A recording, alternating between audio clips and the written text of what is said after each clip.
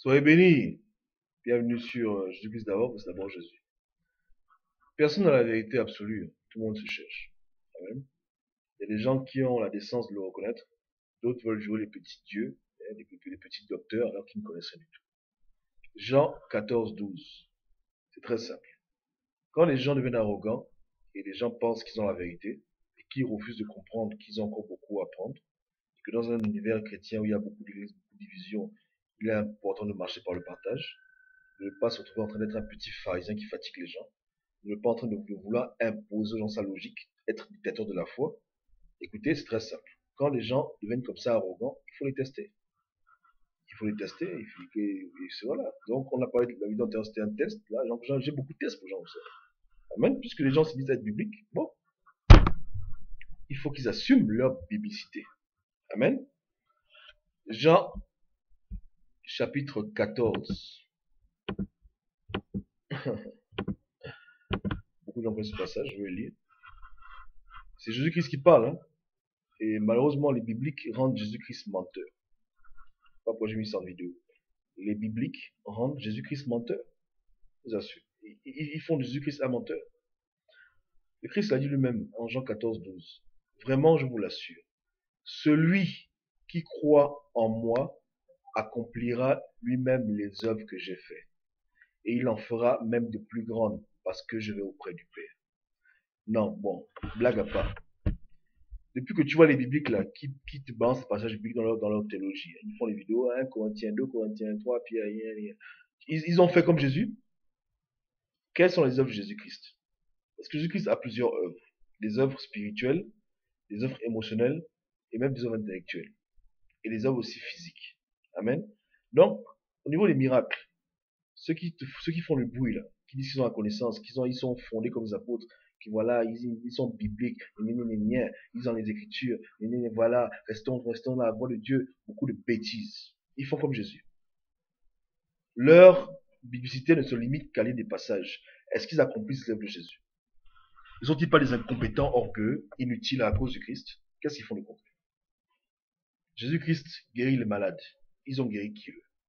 Jésus-Christ ouvre les yeux des aveugles. Ils ont les yeux de qui? Au contraire, avec leur idolâtrie biblique, ils ferment les yeux aux gens. Que ce soit sur le plan spirituel ou le plan physique, ils ont ouvert les yeux à qui?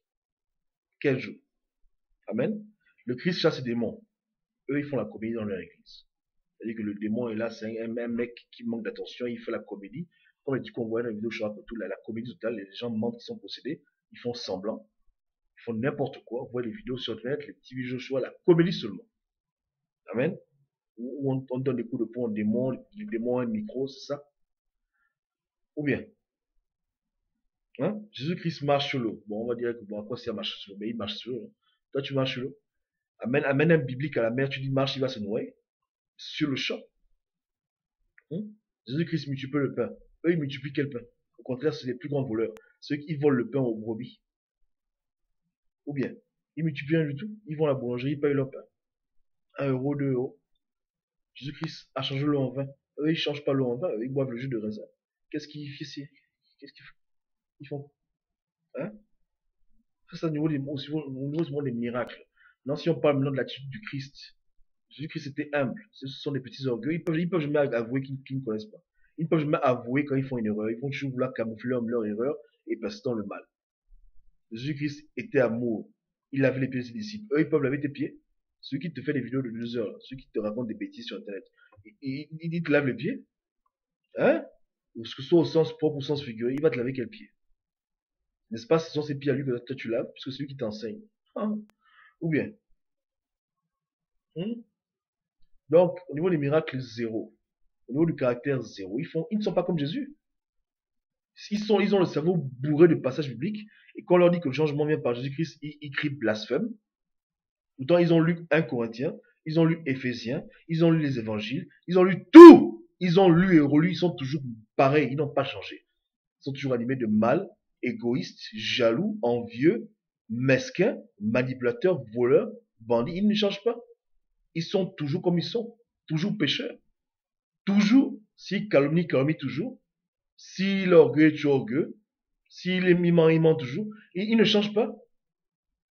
Il n'y a aucun travail dans leur vie de sanctification, en dépit de toutes leurs connaissances bibliques, hein, tout leur bagage. Mais tu dis, écoute, dis-moi, qu'est-ce qui est écrit dans Galate, il te sort ça, ça sort là. Mais rien de concret dans sa vie. C'est-à-dire que sa connaissance des Écritures n'arrive pas à être transposée dans son caractère. Pourquoi? Parce que c'est Jésus qui te change, n'est pas ta connaissance. Amen. Il faut qu'elle œuvre. C'est noir sur blanc, non? Pourtant, ils sont bibliques, non? Et dites-leur, écoute, tu es biblique, frère. Pourquoi tu ne fais pas comme Jean 14, 12? Qu'est-ce qu'il y a? C'est quoi le problème? Qu'est-ce qu'il y a? Tu es biblique, non? Pourquoi la Bible là, pourquoi tu n'as pas? Tu dis que, oh, voilà, Boba hérétique, machin, les loups, machin. Mais voilà, maintenant, applique. Fais comme Jésus. Puisque tu es biblique, ou bien la Bible c'est devenu comme le supermarché où les gens font du shopping. Shopping biblique. Chacun prend ce qu'il arrange. Moi, chacun prend les paroles pour lesquelles ils se sentent confortables. Hein? Quand c'est écrit la femme ne doit pas porter le voile, c'est facile. Hein? Là, une femme porte, désolé, la femme porte le voile. Quand elle prie, là, il voit une femme qui est en train de prier. Hé, ma soeur, mets le voile, mets le voile. Après, il est content. J'ai accompli la parole de Dieu. Mais maintenant, quand c'est écrit maintenant, que tu crois en Jésus-Christ, et que tu accompliras des œuvres comme lui l'a fait, et bien plus, ils sont là, ils sont en train de jouer à cache-cache. Les Écritures.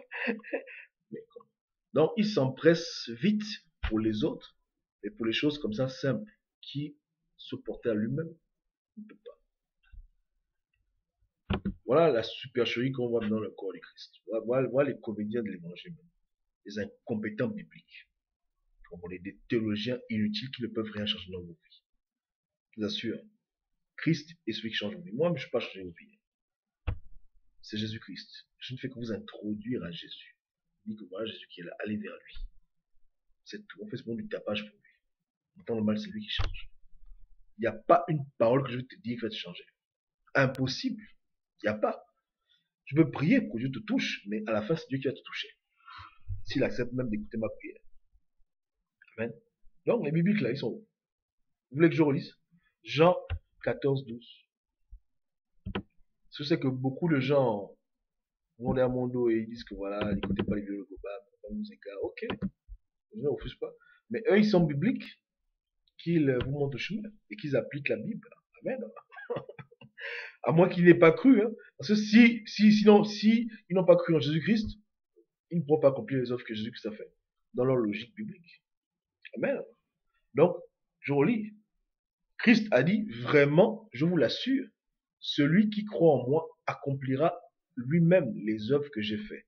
Il en fera même de plus grandes, parce que je vais au Père. Donc, les bibliques font de Jésus-Christ un menteur. Les bibliques disent que Jésus-Christ ment, puisqu'ils n'arrivent pas à faire comme Jésus-Christ fait. En caractère, en miracle, ils ne font pas. Et que personne me dise que non, tu as fait, toi-même tu es biblique, non, pourquoi je ne fais pas? Qu'est-ce qu'il y a? Qu'est-ce qu'il y a? Qu'est-ce qui passe? Qu'est-ce qui passe? Qu'est-ce qui se passe? Pourquoi dans ton église, il y a des gens qui sont sourds, muets, aveugles, et tu es là, tu dis que tu es biblique, tu es encore. Un Corinthien, 2 Corinthiens. Mais va maintenant, prie pour eux. Et qui retrouve la vie? Qu'est-ce qu'il y a? Ou bien, on va dire que quand même j'extrapole, c'est Jésus qui a dit, non? Il a dit lui-même, non? Vraiment. Il a dit vraiment. Donc, vous dites qu'il a dit vraiment. Je vous l'assure. Donc, Jésus-Christ a dit, je vous l'assure. Celui qui croit en moi accomplira lui-même les œuvres que j'ai faites. Donc, tout ce que Jésus-Christ a fait là, si tu as cru en Jésus-Christ et si tu es biblique, dans cette logique, tu dois faire tout ce que Jésus-Christ a fait. Mais pourquoi tu ne fais pas? Bien, tu l'as pas cru? Tu as cru à moitié? Un tiers de... Qu'est-ce qu'il y a? Tu as mal cru? Hein? Donc, les gars, je vous dis, hein, laissez personne vous entuber hein, dans les longues théologies. Les théologiens sont tellement des bandits que même quand on les a encerclés, ils vont toujours trouver une excuse. Ça, c'est le propre du diable. Quand le diable, tu l'encercles, il va toujours trouver une échappatoire. Il ne peut jamais se rendre. Il dit que non, j'accepte. Ils vont toujours vouloir chercher des échappatoire. Mais on a démonté cette histoire de la biblique dans tous les sens. Maintenant, les choses sont claires maintenant. Les bibliques aujourd'hui, je sais, je les vois très tristes. Et c'est bien. Je prie que leur tristesse les amène à se repentir, les amène à être plus humbles et à arrêter de fatiguer les gens avec des dogmes qu'ils ne comprennent pas eux-mêmes.